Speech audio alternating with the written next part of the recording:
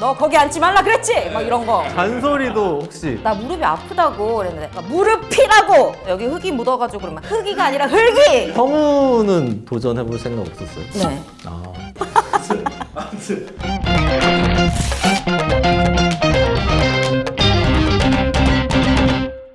아 근데 우리가 약간 이제 아이돌이잖아. 근데 아이돌은 꼭 이제 나중에 배우도 하고 DJ도 하고 하는데 우리는 뭐가 어울릴 거 아니야?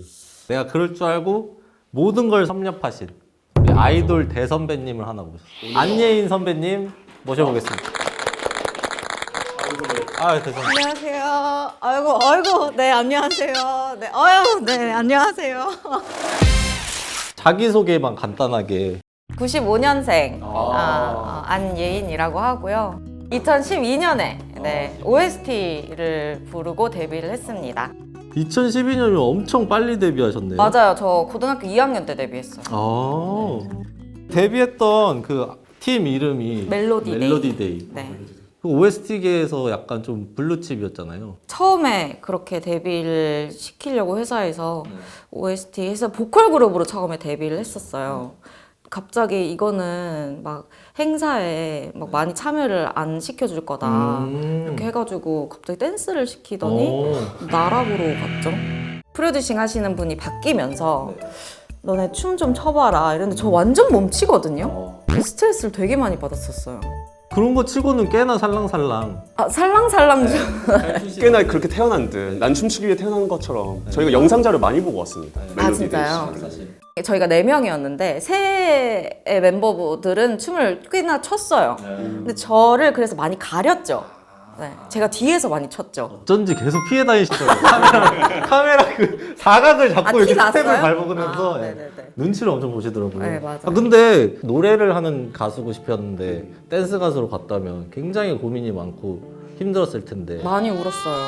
네. 그리고 나머지 공부하잖아요. 좀 모자란 친구들. 저는 모자란 친구였어가지고 거울 보고 나 구석에서 연습해 이래서 막 울면서 연습하고 막 기초, 막 기본기 막 이런 거 하고. 그 방황의 시기에 어떻게 극복하셨는지. 아 근데 멤버들이 진짜 많이 도움이 됐던 것 같아요. 저 그때 뮤직비디오를 찍으면서도 계속 다이어트를 해야 되는 상황이고 심지어 회사에서 그런 얘기도 좀 했던 것 같아요. 그러니까 너가 살 못 빼면 멤버들이 못 나오는 거야. 막 이런 식으로 저한테 막 죄책감을 주는. 네. 그런 것 때문에 좀 되게 우울했는데 멤버들이 전혀 그렇지 않다고 계속 옆에서 이제 좀 많이 토닥여 줬었죠. 아, 진짜 그런 게 좀. 감동이었다. 네. 근데 그렇게 열심히 했지만 사실 아이돌 시장이 쉽지 않잖아요. 네. 그래서 결국에 망했죠. 망한 게 아니라 약간 망했다기보다 이른 대로 되는 것 같아요. 멜로디데이 날이잖아요. 그러니까 음처럼 흘러간 것 같아요. 그냥 어쩌다가 이렇게 그냥 흘려보냈어. 우리 있잖아 어쩌나 어떡하냐. 그래서 우리 계속 언짢은 것 같아. 누가 언짢아. 언짢아. 제가 언짢아. 야 언짢으신 거 이쪽인 것 같은데. 아니요. 그러니까 기분 제가 항상 좋습니다. 그 얘기를 해요. 기분 좋습니다. 오늘 멜로디 해요. 오늘 기분이. 네. 아무튼 그런데 그래서 사실은 어린 나이에 부푼 꿈을 안고 데뷔했지만 결국에 각자의 길로 가는 그 시점에 굉장히 힘드셨을 것 같은데 마음의 신경 변화가. 이쯤 되면은 좀 이게 마지막 싱글 앨범이 될 것 같아 라고 얘기를 해서 그거를 준비하는 시간이 좀 많이 우울하기도 했고 그래서 좀 많이 매달렸던 것 같아요. 회사에 우리 한 번만 더 해볼 기회를 좀 주세요 막 이렇게. 근데도 좀 그렇죠, 쉽지 않죠. 네, 쉽지 않았던 것 같아요. 그래서 2018년에 해체가 되었어요. 근데 그럼에도 불구하고 연기도 하시고. 저는 중대 연영과 나왔거든요. 네. 회사에서는 너 지금 20살이고 음악 방송 데뷔를 앞두고 있고 한데 대학교 포기할 생각이 없니? 라고 했는데 제가 한번 해보겠습니다 라고 해서 끝까지 대학교를 놓치지 않았었거든요 그때. 사실 아버님이 되게 유명한 거의 대한민국을 대표하는 성우분 중에 한 분이시고 어머님도 그렇고 연기력 때문에 사실 되게 많이 각광도 받으셨던 성우분이잖아요. 그래서 연기 꿈은 아버님으로부터 약간 보면서 꿈을 꾸신 건지 아니면 언제부터 배우나 이제 연기의 꿈을 꾸신 건지. 그런 것도 약간 부모님 영향이 제일 큰 것 같아요. 저 어릴 때 말 배우거나 이럴 때 부모님이 동화 구연 해주고 막 그러잖아요. 미쳤다. 근데 그럴 때도 얼마짜리야? 그러니까 네. 그런 게 다 고급 인력으로 된 거예요. 저는 모르고 왜냐면 태어날 때부터 와 미쳤다. 네, 부모님들이 지금은 아버님이랑 DJ를 하고 계시잖아요. 네 맞습니다. 11시부터 1시까지 신나는 라디오라는 프로그램 하고 있어요. 신나는 라디오. DJ는 원래 조금 하고 싶으셨던 거예요? 아니면? 우연히 제가 멜로디데이 활동을 하는데 저한테 거기에 있는 PD님이 러브콜이 왔어요. 그래가지고 시작을 하게 됐어요.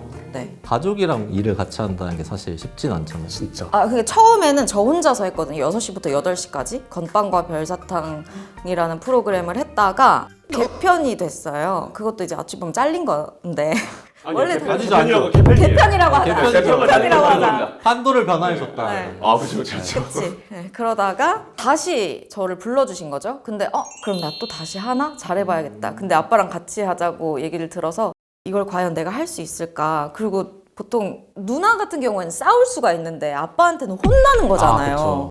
어떤 식으로 보통 혼나나요, 그러면? 잔소리죠. 야, 나 때는 이런 거 말도 못했어. 이런 식으로. 거기서 말대답을 할 수도 없고 아빠한테. 근데 아버님은 눈에서 하트가 뚝뚝 떨어질 텐데. 그러니까. 그것도 다 비즈니스 관계인 거예요. 근데 또 이렇게 말씀하시는 분들이 실제로는 막 아빠 힘내세요 이러면서 노래 부르는 걸로 알고 있거든요.